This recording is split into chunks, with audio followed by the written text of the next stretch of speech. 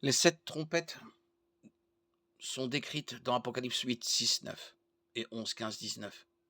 Elles sont le contenu du jugement du septième sceau, en ce sens que le septième sceau convoque les anges qui sonnent des trompettes, Apocalypse 8, 1, 5. Les jugements annoncés par les 7 trompettes auront lieu pendant la période de tribulation de la fin des temps. Lorsque le premier ange sonne de la trompette, le monde subit de la grêle et du feu mêlés de sang, Apocalypse 8, 7. Il s'agit de la première trompette. Un tiers des arbres du monde sont brûlés. Lors de ce fléau, toute l'herbe est consumée. Ce jugement présente certaines similitudes avec la septième plaie d'Égypte, Exode 9, 23, 24.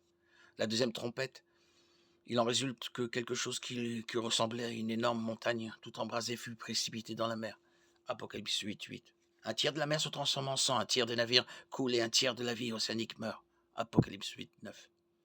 Ce jugement ressemble à certains égards à la première plaie d'Égypte, Exode 7, 20, 21.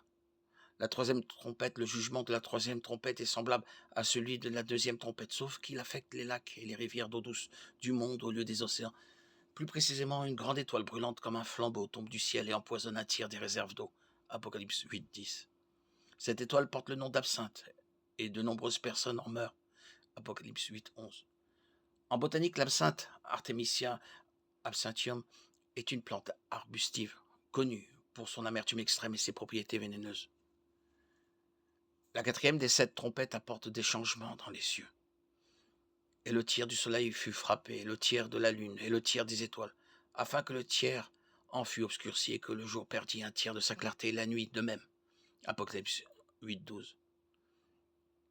Après le jugement de la quatrième trompette, Jean note un avertissement spécial provenant d'un aigle volant dans les airs. Cet aigle crie d'une voix forte: Malheur, malheur, malheur aux habitants de la terre à cause des sons de trompette que vont sonner les 3 autres anges. Apocalypse 8, 13. C'est pourquoi les cinquième, sixième et septième trompettes sont appelées les 3 malheurs.